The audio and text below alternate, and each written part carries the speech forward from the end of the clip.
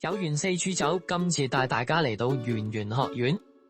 我哋去元神殿還太歲，年頭拜完太歲，年尾我哋就要感謝太歲嘅幫忙嚟還太歲噶。首先第一步，我哋去到元神殿嘅左手邊買物部，你同廟祝講你嘅需要，佢就會幫你準備好。價錢呢，明碼實價嘅。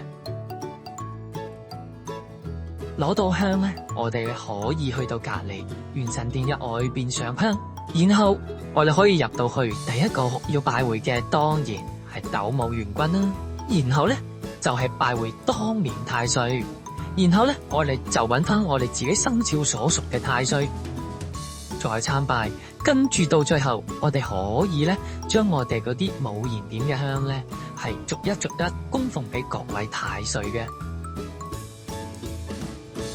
呢度咧應該係拜太歲嘅一個最好嘅地方嚟嘅，因為佢比較寬敞啊。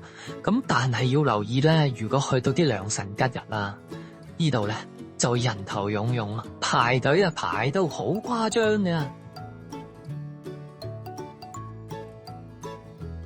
供品同埋香都可以放喺你嘅太歲前邊。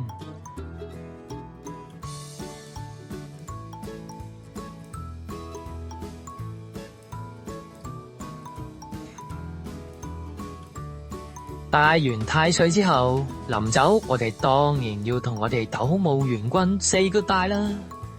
下一集我會再同大家喺圓玄學院其他嘅殿裏邊再同大家四處走。